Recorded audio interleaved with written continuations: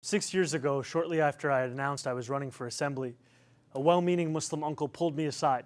He smiled softly and looked at me with care. In a quiet voice, he told me I did not have to tell people I was Muslim. His eyes kind, his beard proud, and his face heavy with the implication of the unsaid. I had not learned the lesson that he had been taught, time and again. It is the lesson that safety could only be found in the shadows of our city, that it is in those shadows alone where Muslims could embrace the fullness of our own identities, and that if we are to emerge from them, then it is in those shadows where we must leave our faith. These are lessons that so many Muslim New Yorkers have been taught again and again. And over these last few days, these are the lessons that have become the closing message of Andrew Cuomo, Curtis Sliwa, and Eric Adams. Yesterday, Andrew Cuomo laughed and agreed when a radio show host said that I would cheer another 9/11. Yesterday, Eric Adams said that we can't let our city become Europe. He compared me to violent extremists, and he lied when he said that our movement seeks to burn churches and destroy communities. The day before that, Curtis Sliwa slandered me from a debate stage when he claimed that I supported global jihad.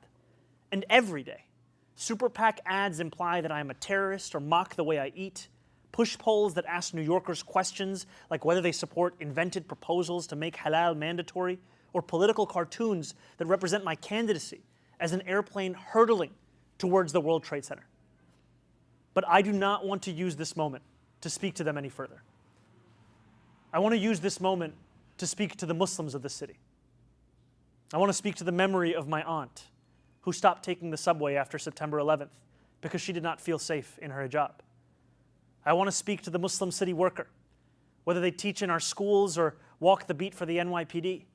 New Yorkers who all make daily sacrifices on behalf of this city only to see their leaders spit in their face.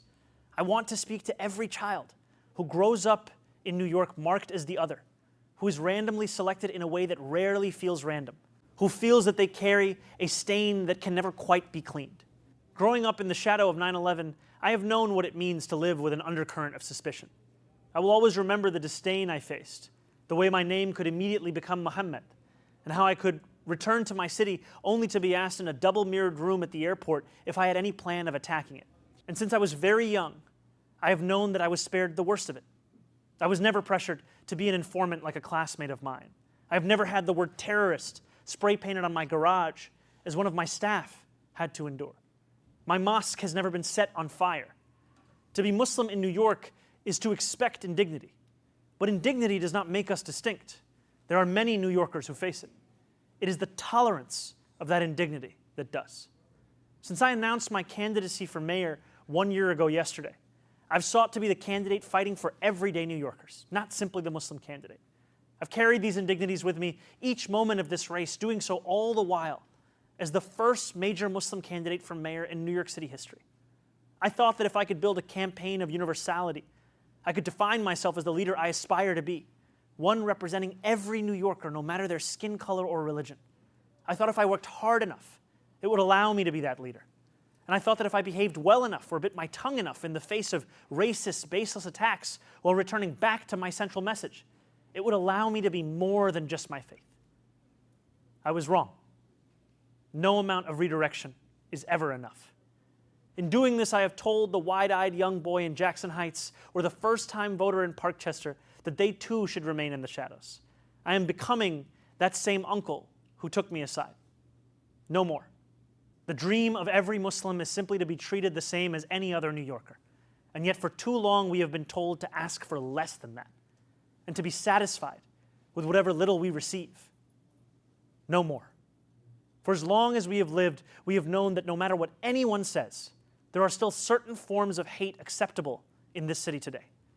Islamophobia is not seen as inexcusable. One can incite violence against our mosques and know that condemnation will never come.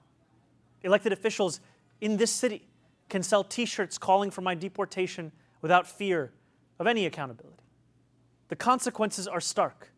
More than 1 million Muslim New Yorkers exist in this city only to be made to feel as if guests in our own home. No more. We stand on the precipice of an election, but that is not what today is about. We know that in less than 2 weeks, we will say goodbye to a disgraced former governor and our current indicted mayor. The bigger question is whether we are willing to say goodbye to something much larger. It is whether we are willing to say goodbye to anti-Muslim sentiment that has grown so endemic in our city that when we hear it, we know not whether the words were said by a Republican or by a Democrat. We know only that it was spoken in the language of the politics of this city. In an era of ever-diminishing bipartisanship, Islamophobia has emerged as one of the few areas of agreement. And while I appreciate all who have rushed to my defense over the past 2 days, I think of those Muslims in this city who do not have the luxury of being the Democratic nominee, who do not have the luxury of being deemed worthy of solidarity. While my opponents in this race have brought this hatred to the forefront, this is just a glimpse into what so many Muslims have had to endure every day across the 5 boroughs that we call home. And while it would be easy to say that this is not who we are as a city, we know the truth. This is who we have allowed ourselves to become. A question lies before each of us. Will we continue to accept a narrow definition of what it means to be a New Yorker that makes smaller the number of those guaranteed a life of dignity? Will we remain in the shadows, or will we together step into the light?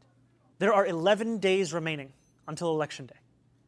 I will be a Muslim man in New York City each of those 11 days, and every day that follows after that. I will not change who I am. I will not change how I eat. I will not change the faith that I am proud to belong to. But there's one thing I will change. I will no longer look for myself in the shadows. I will find myself in the light. Thank you.